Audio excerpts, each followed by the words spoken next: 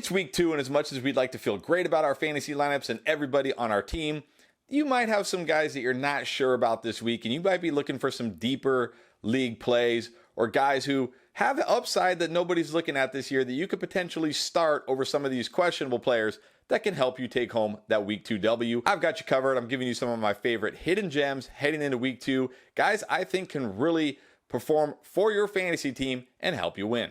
And let's start at the running back position, which is already a mess heading into week 2. But I got a guy I think you can consider even in 12-team shallower type leagues, and that is Zach Moss of the Indianapolis Colts. Came back from that broken arm last week, practiced a little bit, but wasn't active in the game. But this week, he has practiced fully, seems good to go for Sunday. And the path here is very clear for Zach Moss to be the #1 running back. First of all, Deion Jackson got the start last week, but he was awful, not only in real life, but in fantasy. Fumbled twice, did nothing. There is no way the Colts can give Deion Jackson significant touches this week.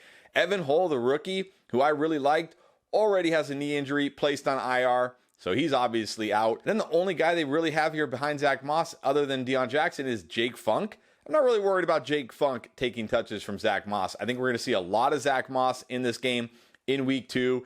If you've got really tough running back decisions, I'm going to start this guy over quite a few running backs, bigger name type running backs, because he also has a great matchup this week against Houston. It's easy to look at week 1 and say, hey, Houston was pretty good against the run. Maybe they're actually a good run defense this year. But remember, the Ravens lost 2 of their starting offensive linemen in that game, and they lost J.K. Dobbins in that game. I don't believe the Texans are suddenly a great run defense. This is a good matchup for Zach Moss. Game script should be fine. It should be a close game. He should get plenty of touches. He's a fairly good runner. He's not anything special, but he's good enough. And I would honestly consider starting him over a guy like Cam Akers, who might not even be the #1 on his team and has a tough matchup, and some other running backs as well. So if he's still sitting out there on your waiver wire and you are desperate at running back, or you've got guys like a Cam Akers that you just don't want to start this week, take a look at Zach Moss. I think he comes through. Now, for those of you in deeper leagues, I'm going to recommend you take a look at rookie Tyjae Spears for the Tennessee Titans. He actually outsnapped Derrick Henry last week, and he played almost all of the third down snaps. And that's always a recipe for success, especially in your PPR leagues. Now, will he outsnap Derrick Henry again? Not really sure here, but this could be another game where the Chargers are blowing him out and they have to throw a lot, and that means more work for Tyjae Spears. But what I also liked last week is he got 4 targets. Now, he only caught 1 of them because it's Ryan Tannehill, but he got some nice work in the passing game. He was lined up in the slot, lined up out wide. He got an end zone target. A running back got an end zone target last week. So if you're in a deeper PPR league, I think Tyjae Spears is an okay flex option. He could catch a few passes in this game. He's a guy that has tremendous burst and ability. He averaged 9 yards per carry last week. Granted, he only got 3, and he's always going to be behind Derrick Henry for carries, but he's not a guy who needs 15 touches. If one of those passes last week, that one in the end zone, had connected, he would have had a very solid game. He can do it again this week against the Chargers in a game where Tennessee will probably have to throw the ball much more than they want to once again. And also, DeAndre Hopkins may not play. He's very questionable with an ankle sprain. That could open up even more opportunity for Tyjae Spears. Take a look at him in your deeper leagues as a PPR flex. Now let's go to wide receiver, and I'm going to say Nico Collins is a borderline must start as a flex or a wide receiver 3 option. He looked great last week in his first game with CJ Stroud, 11 targets, 6 catches, 80 yards.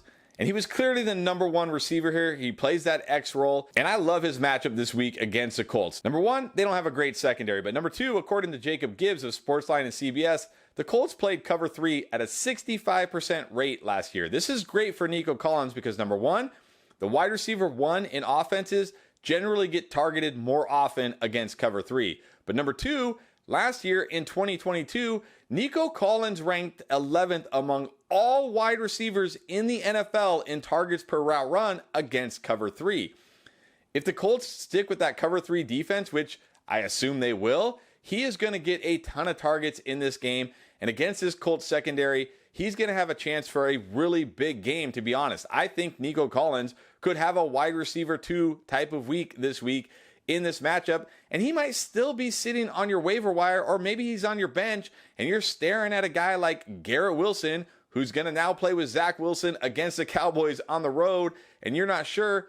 I would start Nico Collins over Garrett Wilson this week in this matchup based on the matchup Garrett Wilson has. I think Nico Collins is going to have a great week 2 here. And speaking of Nico Collins, I love his week 2 line on Underdog. 47.5 receiving yards. I'm taking the higher on this. No problem. And look, if you have not tried Underdog Fantasy yet and you go and sign up with promo code ENDGAME, not only are they going to match your deposit dollar for dollar up to $100, that's free money, but they're also going to give you this really cool new customer Joe Burrow line. All he has to do is go over half a yard, so basically 1 yard, and you win. Pair him with this Nico Collins higher than 47.5 yard line, and you can triple your entry fee. Again, UnderdogFantasy.com. Use promo code ENDGAME. They will double your deposit match up to $100. Free money in your account. It's a ton of fun. Check it out. All right, for those in deeper leagues, I'm going to go back to Tennessee and recommend you take a look at Nick Westbrook-Ikhine. This is a guy, every year it seems like he kind of pops up out of nowhere and becomes a trendy waiver wire pickup, and then he falls back down to earth. But there's reasons to be encouraged heading into week 2. Number 1, he was second behind DeAndre Hopkins with 7 targets last week. And number 2, like I said when I talked about Tyjae Spears, DeAndre Hopkins looking on the wrong side of questionable with an ankle sprain. Even if D-Hop somehow plays, you got to think he's going to be far less than 100%.